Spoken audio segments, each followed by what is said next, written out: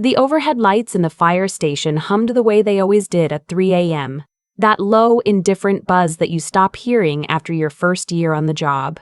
I was sitting at the kitchen table with a cold cup of coffee when my phone lit up. It was my mom. "Can we talk before Saturday?" I set the phone face down, stared at the ceiling, picked it up again and typed back, "Sure, call me tomorrow." She didn't call tomorrow. She texted instead, which told me everything I needed to know about how the conversation was going to go. "Your Aunt Rosemary is going to be there, and you know how she is. We just think it might be easier if you came in, regular clothes. It's Kevin's day. We don't want people asking a million questions." I read it twice. Then I put the phone in my pocket and went to check the rigs. I should back up. My name is Simone. I'm 31 years old. I grew up in a 3-bedroom house in Rockford, Illinois, the second of 4 kids. And from the time I was maybe 9 or 10 years old, the only thing I ever wanted to do was fight fire. Not because of some dramatic moment, not because I watched a building burn or got pulled from wreckage. I just remember sitting at the kitchen table one morning before school, watching the news and seeing a crew come out of a collapsed structure carrying a little kid. The firefighter pulled off her helmet and she was a woman. Short hair stood on her face, completely calm. The reporter asked her something and she just shrugged and said, "We got the kid out. That's what matters." I thought, that's it. That's what I want. My family did not share the enthusiasm. My dad, who ran an auto parts store on East State Street for 30 years and considered himself a practical man, sat me down when I was 16 and told me, very gently, that firefighting was a hard life and most women didn't last. He didn't say it to be cruel. He genuinely believed he was protecting me from disappointment. My mom nodded along. She wanted me to go to nursing school, or maybe get a teaching certificate, something stable, she said. Something where you come home every night. My brother Kevin, who is 2 years older than me, thought it was funny. He called me Smokey for about a year, the way you call something by a nickname to make it seem small. He'd introduce me to his friends as my sister who thinks she's a firefighter. Past tense, before I'd even started. I don't say this to make them sound like villains. They weren't. They were just a family who had a picture of what life was supposed to look like, and I kept stepping outside the frame. I applied to the fire academy at 19. My parents didn't come to the open house. Kevin sent a text that said, "Good luck, I guess." My younger sister, Becca, drove 2 hours from Champaign to watch me fill out the paperwork and bought me a sandwich afterward, and said absolutely nothing except "I'm proud of you," which was exactly the right thing. The academy broke people. I don't mean that metaphorically. The first 2 weeks, I watched grown men twice my size walk out and not come back. The physical training was relentless. Ladders in full gear, hose drags, confined space crawls in the dark with your air running low and your instructor screaming at the edge of the tunnel. I finished third in my class. I didn't tell my family until after graduation. My mom came to that one. She stood in the parking lot afterward and said, "We're glad you did something you wanted," in the same tone you use to tell someone their haircut looks fine. Kevin shook my hand, firm, quick, already looking at his phone. I got hired by Rockford Fire Department. Made my first interior attack at 21 on a kitchen fire on Auburn Street. Helped pull 2 elderly women out of a ranch house on Marchesino Drive when I was 23. Got promoted to lieutenant at 26, which was one of the faster tracks in the department's recent history. My captain at the time, a 28-year veteran named Ed Kowalczyk, who had the handshake of a man who had been squeezing hose nozzles his entire adult life, told me I had instincts that couldn't be taught. My family found out about the lieutenant promotion from Becca. I hadn't mentioned it at Christmas. It wasn't bitterness, exactly. It was more that I'd learned not to expect anything from them in that direction. And when you stop expecting, you stop announcing. Kevin's engagement came out of nowhere. Or maybe I just wasn't paying attention. He called me himself, which was unusual, and said he was marrying a woman named Paige, and would I come to the wedding in April. And by the way, it was going to be in Galena, up at one of those historic inn venues on the River Bluff. I said yes. Of course I said yes. He's my brother. The wedding was on a Saturday. I had the shift covered. I'd requested the day off 3 months out.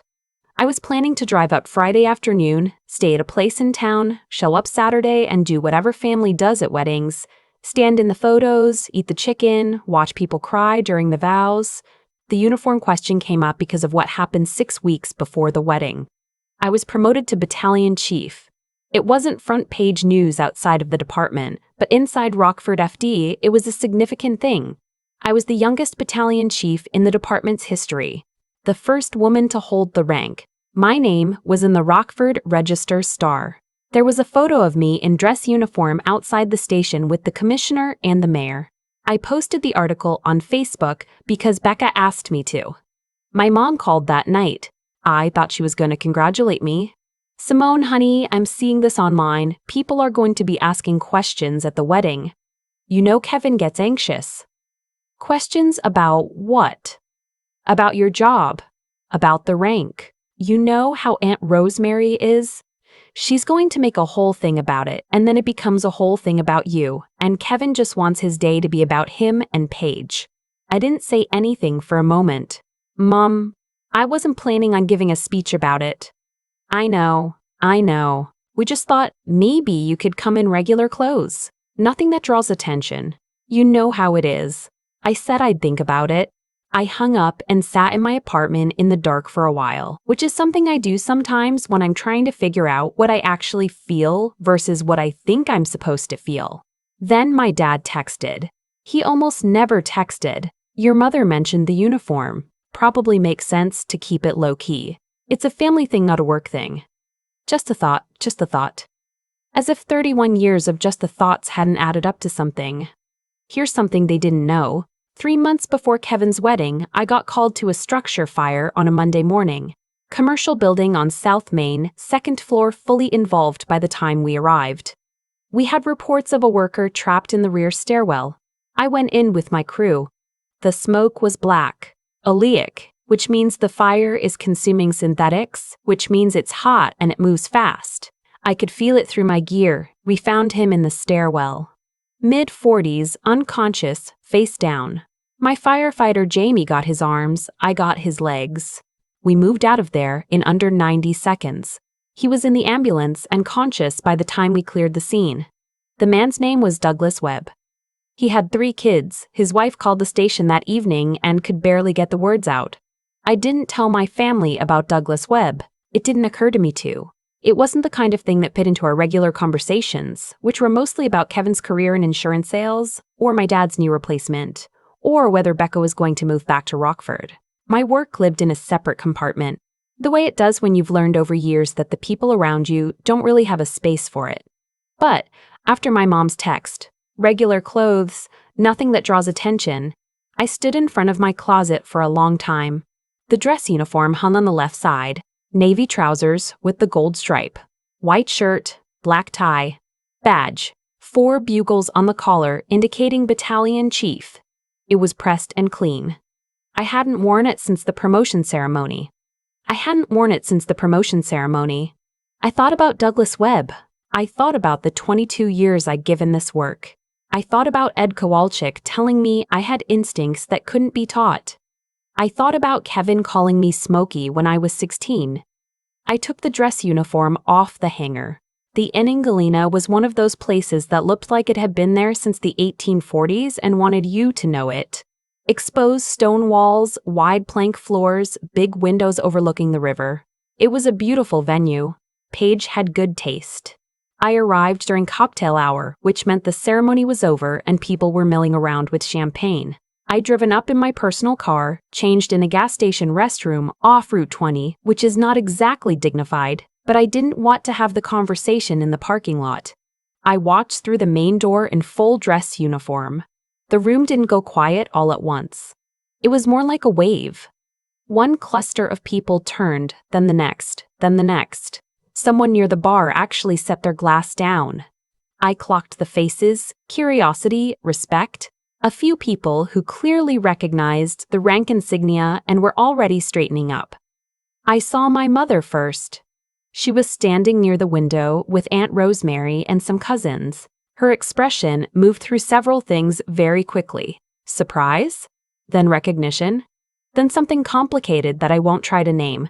I saw my dad a second later. He was holding a glass of something amber. He went still. I was looking for Kevin when I heard it. Not one voice. Several, almost simultaneously, like a chord. Battalion Chief on deck. There were, as I later counted, 9 firefighters at that wedding. Paige's brother was with Rockford FD.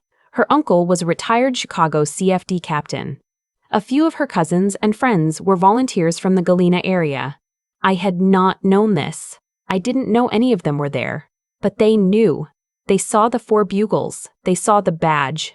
Every single one of them was standing. Some of them I didn't recognize. One man older, maybe 65, white dress shirt, Paige's uncle, I later found out, brought his hand up in a formal salute, palm out. He had the posture of someone who had saluted 1,000 times and never lost the muscle memory. The room had gone completely still. I returned the salute. I don't know if everyone knew what the gesture meant, but no one who saw it could have missed what it was. What I remember most about the next few minutes is not the grandeur of it. It wasn't grand, exactly. It was intimate in a strange way, like something private had suddenly happened in public, and everyone in the room understood they were witnessing something they hadn't expected to witness. Kevin found me before I could find him. He walked over with his hands at his sides, which is how he moves when he's thinking. He's always been a pacer, a deliberate mover. He stopped in front of me and looked at the insignia on my collar and then looked at my face. He said, "How long have you been a battalion chief?" 6 weeks. He nodded slowly. I didn't know. I know. He was quiet for a moment. Someone nearby started talking again, nervous, filling the silence. Kevin didn't move. He said, "I called you Smokey." "You did." I thought that was, he stopped, started again. "I thought you'd come home after a month." I really thought that. I know you did. I don't know what I expected from him in that moment. An apology maybe, or some version of one. What he did instead was nod one more time, the way you nod when something has landed and you're not ready to talk about it yet. And then he put his arm around my shoulder briefly.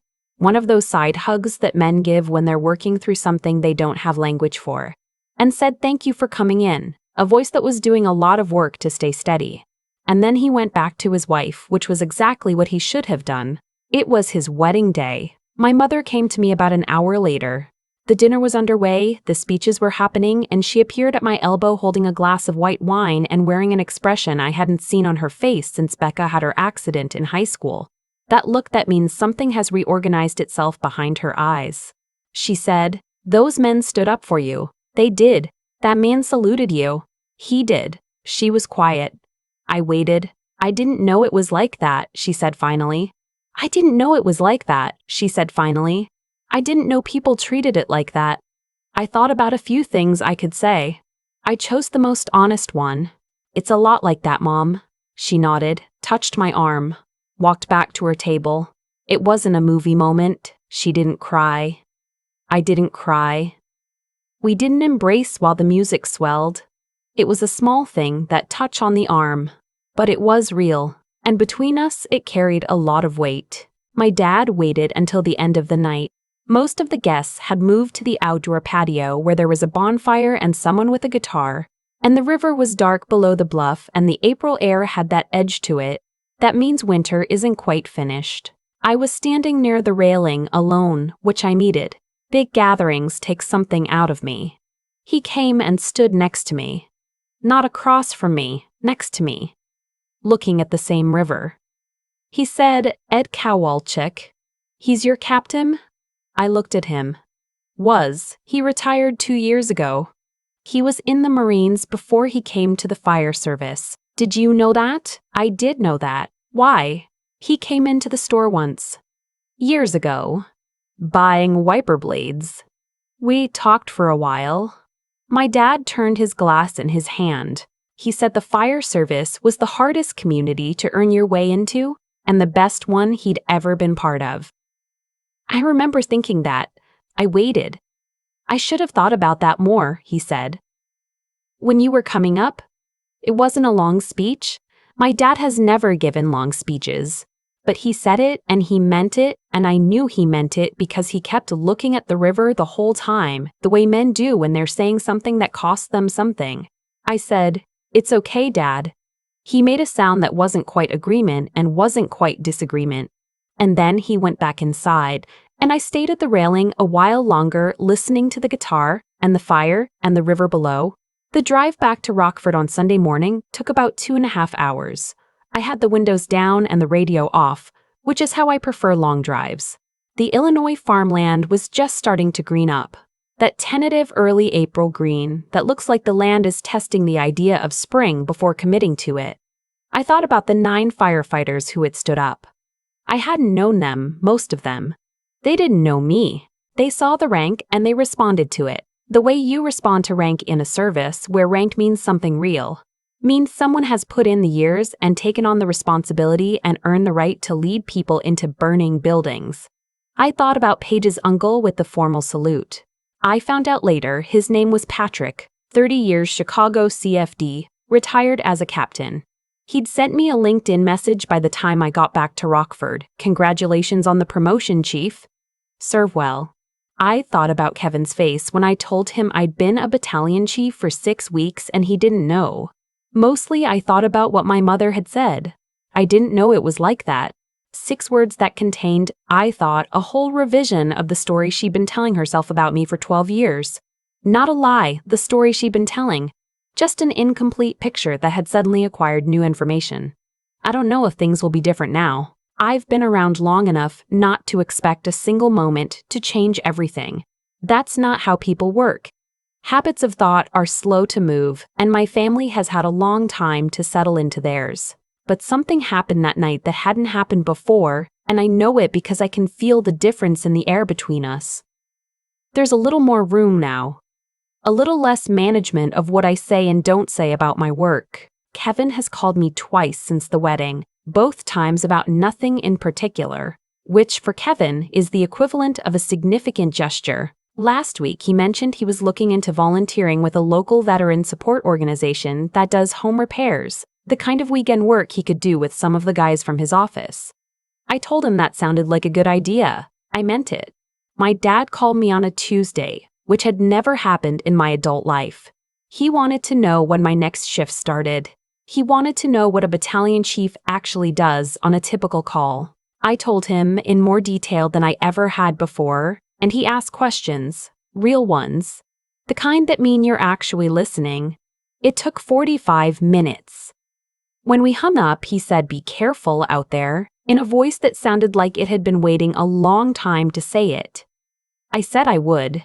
I drove to the station for my next shift and parked in my usual spot and walked through the bay, where Engine 6 and Truck 3 were sitting clean and ready, and I felt the same thing. I feel every time I walk into a firehouse, which is that I am exactly where I'm supposed to be. Not despite what it cost. Because of it. Becca texted me that night. She'd heard from my mom about the salute. "I've been proud of you since day one," she wrote. "But I love that they finally got to see it." I sat with that for a minute. Then I wrote back, "Me too." And then my radio went off, and I put the phone in my pocket and I went to work. I've thought a lot about why that night hit differently than I expected it to. It wasn't the salute exactly. It wasn't the silence in the room, or the 9 firefighters standing up, or the way my mother's face moved through all those things it didn't have words for. Those were the visible parts. But the thing underneath them, that's what I keep coming back to.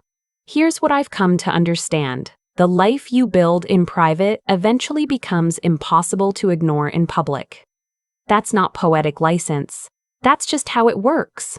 Every morning I showed up to the academy when I didn't have to. Every interior attack I led when I could have held back.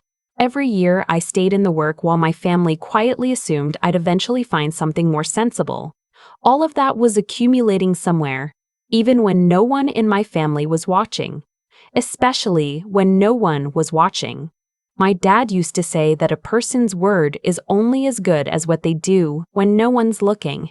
He meant it about business, about customers, about not cutting corners on an oil change just because nobody would know the difference. I don't think he realized he was also describing exactly why I became who I became. Because I learned that from him. And then I applied it somewhere he couldn't see, in a world he didn't understand. And when it finally surfaced in that inn in Galena, when Patrick brought his hand up in that salute and 9 people who didn't know me stood up because of what I'd earned, My dad had to reckon with the fact that his own lesson had been running the whole time. That's not irony. That's just cause and effect playing out over 20 years. I think about Kevin calling me Smokey when I was 16. I don't hold it against him the way I used to. Not because it didn't matter, but because I understand now what he was doing. He was protecting himself from the discomfort of taking me seriously. If I was a phase, he didn't have to adjust his picture of who we were as a family.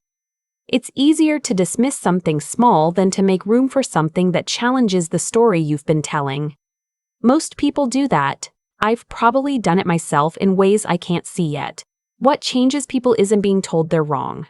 It's being shown, clearly, undeniably, in front of other people, that the picture they had was incomplete. Kevin didn't change because I argued with him. He changed because he stood in a room where strangers honored his sister and he had to face the fact that he'd never done the same. That kind of moment does its own work. You don't have to add anything to it. The thing about integrity, real integrity, the kind built quietly over years, is that it doesn't require an audience to be real. I wasn't living the life I lived to get to that moment in Galena. I was living it because it was the right life. The moment in Galena was just what happens when a life lived honestly finally becomes visible to the people who had been looking the other direction. I think that's worth sitting with, whatever your work is, whatever your version of the firehouse looks like. Build the thing. Do it right. Do it when no one is watching. The rest has a way of taking care of itself.